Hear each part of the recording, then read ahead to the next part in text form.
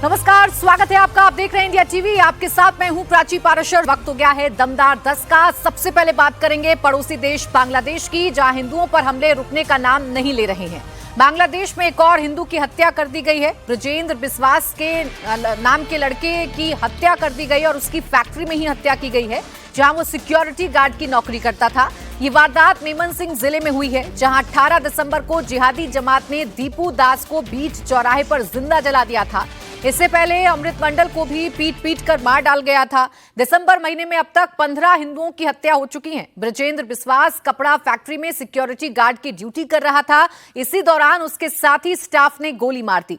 हिंदुओं की हत्या पर भारत में भी गुस्सा है और हत्यारों पर कार्रवाई की मांग की जा रही है।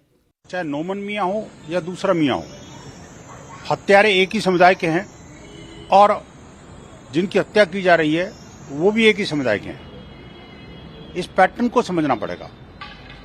वहां ये जो हिंसा का तांडव चल रहा है वो कोई अनायास नहीं है, कोई संयोग नहीं है। वास्तव में जिहादी प्रयोग है, हिंदुओं के एथनिक क्लिंसिंग का एक माध्यम है और इस पर वहां की सरकार द्वारा चुप्पी। मैं पूछना चाहता हूं, आखिरकार ये जो लोग मारे जा रहे हैं क्या बांग्लादेश के नहीं है क्या? कई हिंदुओं के घर जो है बाहर से लॉक करके और ज्वलनशील पदार्थ डालकर उनको आग लगा दी गई। जिंदा चला जा रहा है उनका सामान और लाइफ एंड प्रॉपर्टी। इसके ऊपर स्ट्रिक्ट एक्शन होना चाहिए, क्योंकि देखिए जब ऐसे हर चीजें होती है तो जब तक आप इसके ऊपर एक्शन नहीं लेते हैं जो भी है वो तो एकदम जब का जब भी एक्शन होना चाहिए। जब एक्शन नहीं लेते उसको आज देखेंगे, कल देखेंगे, परसों देखेंगे तो पूरा फिर मामला एकदम बराबर होता है। तो मेरे ख्याल में बिल्कुल ऐसा होना नहीं चाहिए। जो भी हो रहा है किसी की भी कोई भी कम्युनिटी के साथ ऐसा नहीं होना चाहिए, क्योंकि मेरा ये मानना है और इसके ऊपर जल्द स्ट्रिक्ट एक्शन लेना चाहिए। तो हिंदुओं की हालत क्या है बांग्लादेश में, इसी बात से अंदाजा लगा सकते हैं कि दिसंबर महीने में ही 15 हिंदुओं की निर्मम हत्या की गई है। इसी पर करेंगे चर्चा। खास मेहमान रोज की तरह स्टूडियो में हमारे साथ हैं विनोद अग्निहोत्री जी, सीनियर जर्नलिस्ट हमारे साथ हैं, और अवधेश कुमार भी सीनियर जर्नलिस्ट हमारे साथ हैं। आप दोनों का बहुत स्वागत है। विनोद जी, ये जो घटनाएं एक के बाद एक हो रही हैं, जिस तरीके की हत्याएं एक के बाद एक बांग्लादेश में हो रही हैं, सवाल ज़हन में यही है कि इसका अंत कब होगा? ये जो नर्क जैसी व्यवस्था बन गई है बांग्लादेश में हिंदुओं की, ये कैसे सुधरेगी? देखिए, इसके दो पहलू हैं। एक तो वहाँ का सरकार और प्रशासन तो फेल है। बांग्लादेश में इसमें कोई शासन व्यवस्था, कोई कानून व्यवस्था, कोई सरकार है ही नहीं। एक कठपुतली सरकार है मोहम्मद यूनुस की। बाकी दूसरा एक ऐसी जहनियत बन गई है, एक मानसिक, जैसे अब ये घटना है, अब वो सिक्योरिटी गार्ड दोनों थे उनका, और वो नोमान जो जिसकी गोली से वो मौत हुई है ब्रजेंद्र की, अब दोनों साथी थे और उसने गोली मार दी। पुलिस कह रही है कि वो गलती से चल गई, लेकिन हत्या हुई, पुलिस जो भी कहे। तो इसका मतलब कहने के उसके मन में एक मानसिकता बन गई, एक वातावरण ऐसा बन गया कि घृणा का वातावरण बन गया, नफरत का वातावरण बन गया, और वो जिसको जहां मौका मिल रहा है वो मार रहे हैं। तो मुझे लगता है कि इस पर बांग्लादेश की सरकार, तो सरकार है नहीं, समस्या तो ये है कि बात किससे की जाए। सरकार वहाँ पर और वहाँ की संस्थाएं और वहाँ की संगठन जो इसको दो स्तर पर लड़ाई लड़नी पड़ेगी। पहले तो खैर उसको गिरफ्तार कर लिया गया, नोमान को गिरफ्तारी कर लिया अपनी गिरफ्तारी, लेकिन ऐसे तो भविष्य में ऐसी घटनाएं ना हो, इस पर रोक लगाने के लिए क्या कारगर उपाय कर रहे हैं वो ज़्यादा जरूरी है। और भारत सरकार ने बांग्लादेश के उच्चायुक्त को संदेश दिया। भारत सरकार के साथ सामने समस्या ये है कि आप डायरेक्ट हस्तक्षेप कर नहीं सकते, अंतर्राष्ट्रीय मामला है, आप विरोध व्यक्त कर सकते हैं, संदेश दे सकते हैं, यही कर सकते हैं। मुझे लगता है कुछ और रास्ता भी भारत को निकालना चाहिए। अंतर्राष्ट्रीय स्तर पर एक दबाव पड़े वहाँ की सरकार पर, वहाँ की व्यवस्था पर। भाई, आप दुनिया में तमाम देशों पर प्रतिबंध लगाते हैं, तो बांग्लादेश में जो हो रहा है, इस तरह से एथनिक क्लींजिंग हो रही है, एक तरह से अगर उसको माना जाए तो लगाइए प्रतिबंध, कुछ करिए इसकी अपील। अब यूनाइटेड नेशन में अपील करिए या और जो अंतर्राष्ट्रीय संस्थाएं हैं उनको। और मुझे लगता है कि जिस तरह से अंतर्राष्ट्रीय स्तर पर बांग्लादेश की घटनाओं की अनदेखी हो रही है वो भी बहुत चिंतनीय है।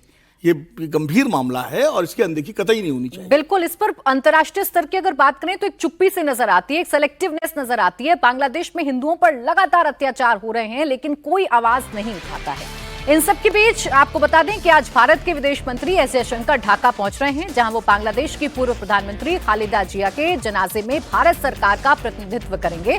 खालिदा जिया का लंबी बीमारी के बाद कल निधन हो गया था। आज ढाका में उन्हें सुपुर्दे खाक किया जाएगा। बांग्लादेश में आम चुनाव से पहले हिंसा के बीच विदेश मंत्री एस जयशंकर का ढाका पहुंचना एक बड़ा संदेश साबित होगा। उधर बांग्लादेश के कानूनी सलाहकार आसिफ नजरुल ने आरोप लगाया कि खालिदा जिया की मौत के लिए शेख हसीना जिम्मेदार हैं। সুপ্রিম কোর্টের আপিলের ডিভিশনের রায়ের মধ্যে বারবার বলা হয়েছে যে বেগম জিয়াকে যেই মামলায় সাজা দেওয়া হয়েছিল সেটা সম্পূর্ণ রংলি উদ্দেশ্য প্রণোদিতভাবে জিজ্ঞাসা প্রসূতভাবে ওনাকে সাজা দেওয়া হয়েছিল। ওনাকে জেলখানায় বিভিন্ন সময় যেভাবে নির্যাতন করা হয়েছিল ওনাকে আমরা হয়তো এত তাড়াতাড়ি হারাতাম না।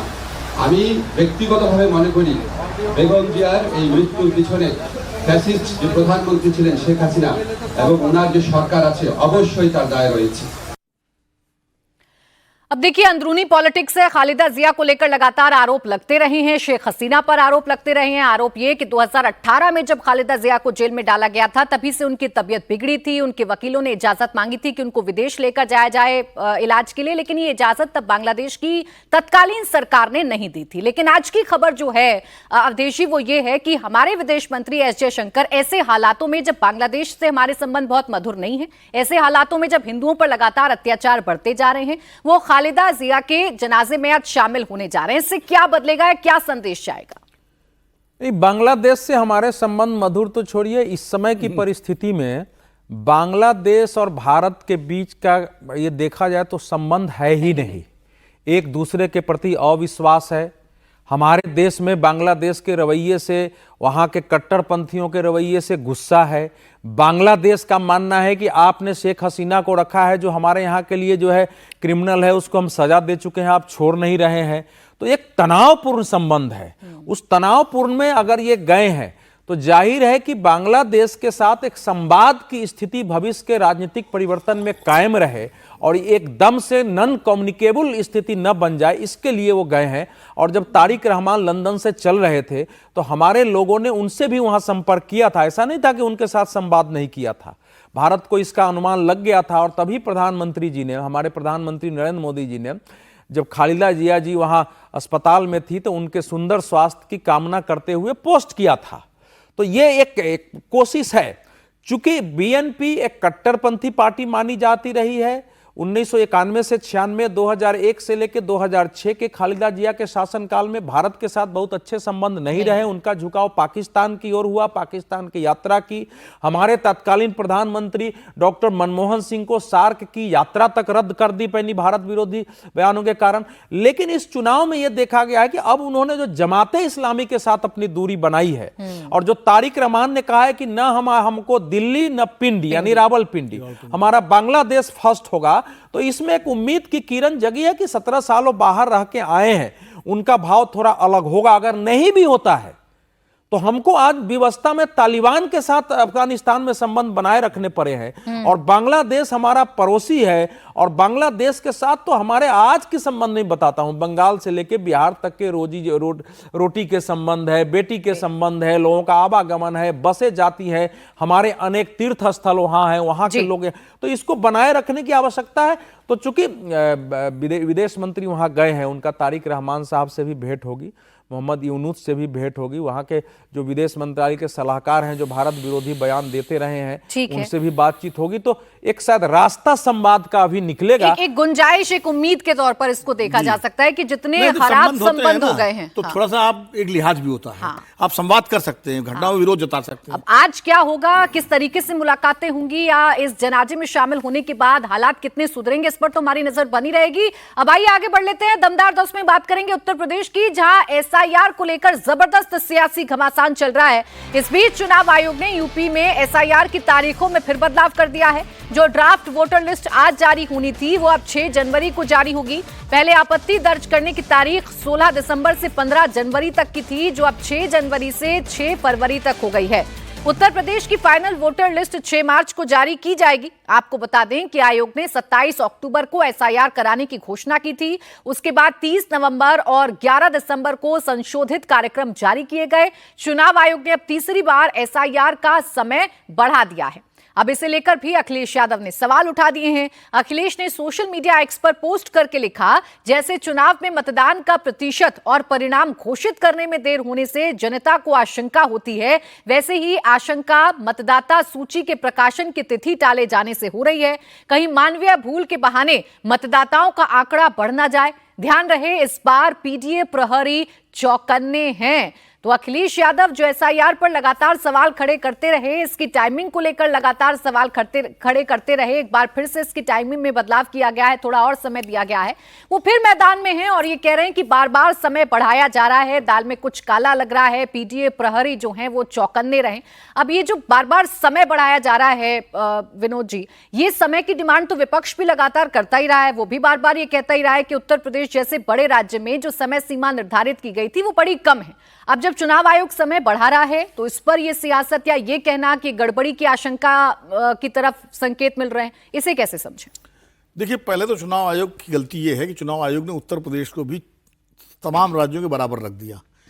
उत्तर प्रदेश जहां मतलब 23-25 करोड़ की आबादी है, 18-20 करोड़ वोटर थे, इतना 15 करोड़ से ज्यादा, वहां तो समय पहले ही आपको 1.5 महीने 2 महीने का रखना चाहिए था कम से कम। बाकी राज्यों का कम करते, आपने पहले 1 महीने का रखा, प्रेशर बना, कई बीएलओ जो है असामयिक मौत हो गई, किसी ने सुसाइड कर लिया, कुछ प्रेशर में मारे गए, ये सब घटनाएं हुई। उसके बाद विपक्ष भी मांग करता रहा समय बढ़ाया जाए, फिर आपने समय 1 हफ्ते का 10 दिन का बढ़ाया, फिर बढ़ा। तो बार बार आप एक बार वंस इन वाइल एक असेसमेंट करिए। इसलिए मैं कहता हूं कि एसआईआर अच्छी प्रक्रिया है, एसआईआर जरूरी है, लेकिन एसआईआर करने से पहले अगर चुनाव आयोग ने सभी राज्य सरकारों से और सभी राजनीतिक दलों से बात की होती तो ये नौबत नहीं आती। कम से कम समय हर राज्य के हिसाब से, वहाँ की परिस्थितियों के हिसाब से समय तय करते और व्यवस्था करते। क्यों? कर्मचारी तो राज्य के ही हैं, वो चुनाव आयोग के कर्मचारी नहीं है, वो राज्य के कर्मचारी हैं, वो चुनाव आयोग के लिए काम करते हैं और वो अपना काम भी उनको करना पड़ता है, तो दबाव तो उनको रहता ही रहता है। तो मुझे लगता है ठीक है, समय बढ़ाया है, अभी कितने 3 करोड़ के आसपास 2 करोड़ 89 लाख वोटर जो है मिसिंग थे उनके नाम। तो अब मुझे लगता है कि इसको लेके बीजेपी भी चिंतित थी, योगी जी भी चिंता व्यक्त कर रहे थे, बैठकें हो रही थी, शहरों की बैठकें हो रही थी कि शहरों के वोटर कट रहे हैं, हमारे वोटर कट रहे हैं। तो चुनाव आयोग को लगा होगा भाई थोड़ा समय और दे दो, ताकि जो जेन्युइनली जो लोग हैं जो नहीं अपने फॉर्म जमा कर पाए वो जमा करें और बिलेज लगाएं, तो ठीक है, उस काम की दृष्टि से तो ठीक है।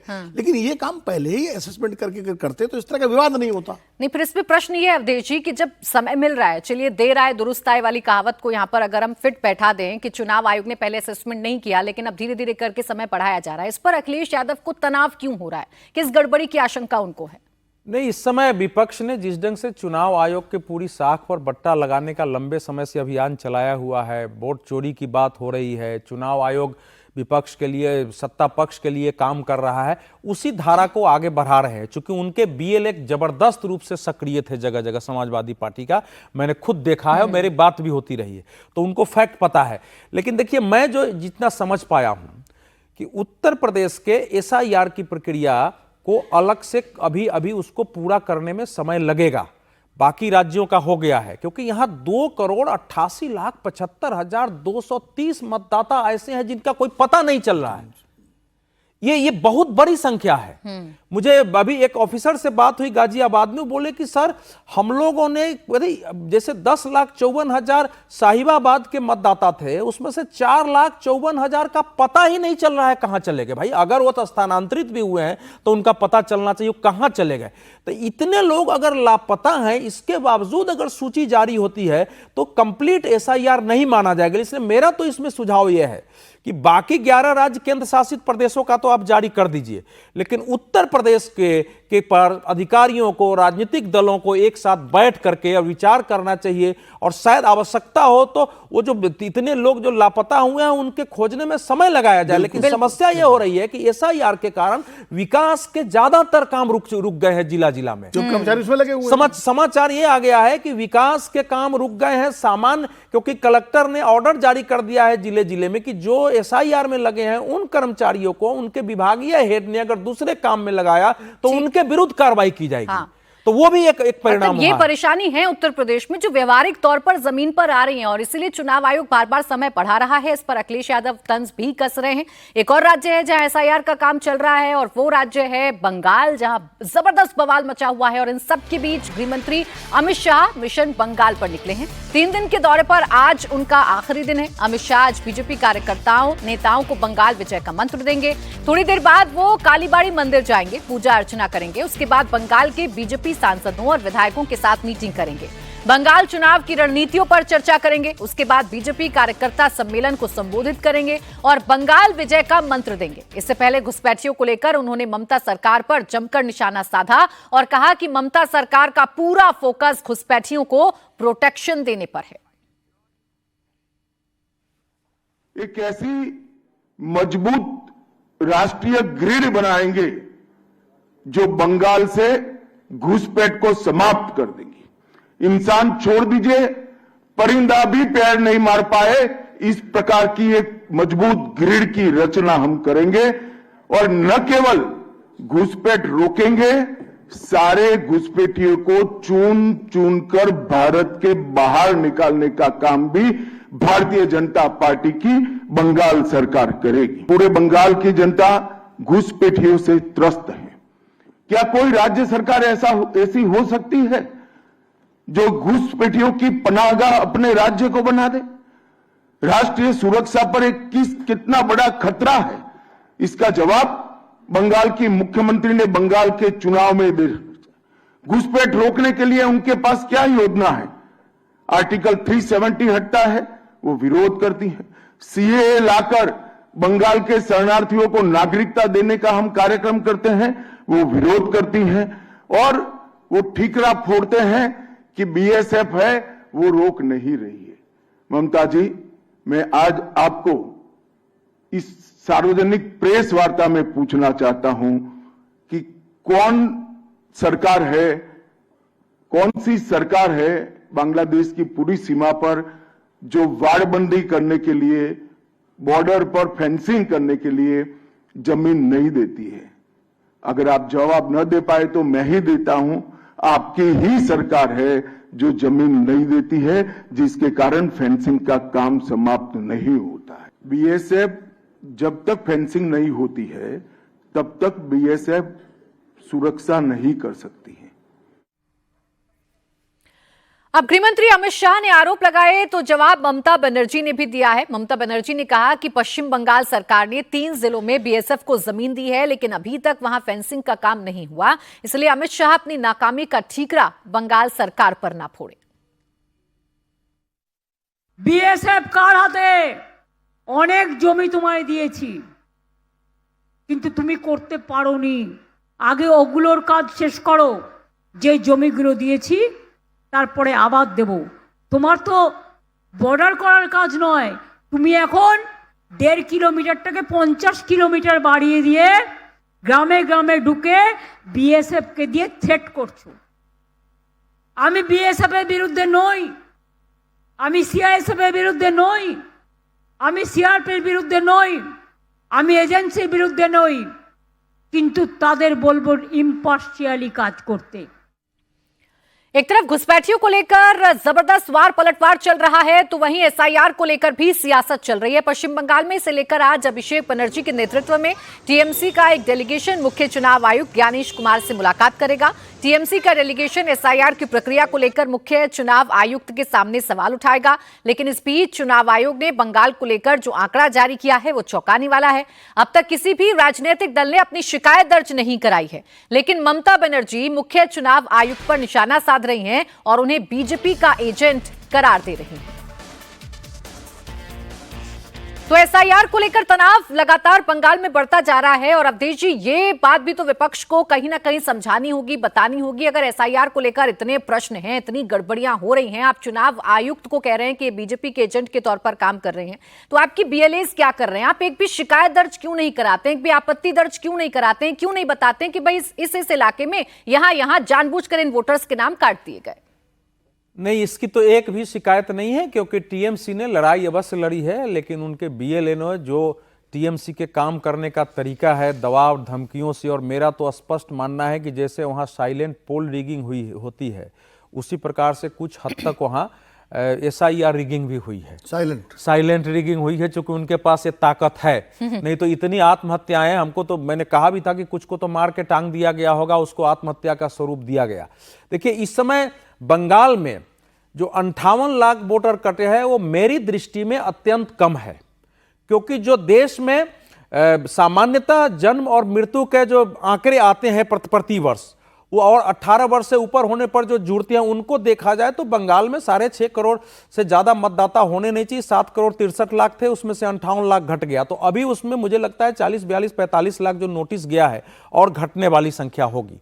तो उसको लेकर विवाद निश्चित है, लेकिन विवाद करने वाले चूंकि सबसे इस समय सबसे शक्तिशाली पार्टी आज की स्थिति में भी तृणमूल कांग्रेस जमीन तक है, उनके पास सभी जगह बीएलए हैं, अपने इतने कार्यकर्ता हैं, नेता हैं, तो कहीं से लेके आना चाहिए, नहीं आते हैं।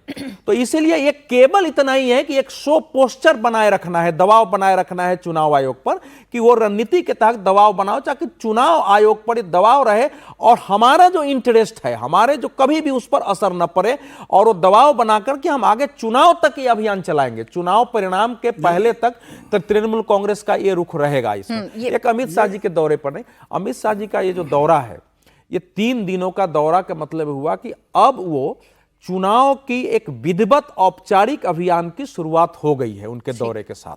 और उसमें आप प्रेस कॉन्फ्रेंस देखेंगे तो जितने मुद्दे थे सारे मुद्दे उन्होंने कल वहां रखे। घुसपैठ तो हम लोग चर्चा कर ही रहे हैं, एक एक मुद्दे, चाहे हिंदुत्व से संबंधित हो, विकास से, भ्रष्टाचार से संबंधित हो, सत्ता के उत्पीड़न का है, सब कुछ रखा है। अपने नेताओं से बातचीत की है, लेकिन अब सवाल ये है कि ये जो घुसपैठिए वाला मुद्दा है, क्या ये बड़ा मुद्दा बन पाएगा? क्या इससे नैरेटिव हो पाएगा, या फिर ये ऐसा ही है जैसे बाकी चुनावी राज्यों में हमने देखा घुसपैठियों पर चर्चा तो होती है, लेकिन होता क्या है घुसपैठियों पर, इसका जवाब किसी के पास नहीं है। नहीं, ये तो खैर बार बार हम लोग मानते हैं इस बात को, घुसपैठियों का मुद्दा चुनाव के टाइम ज्यादा गर्म हो जाता है।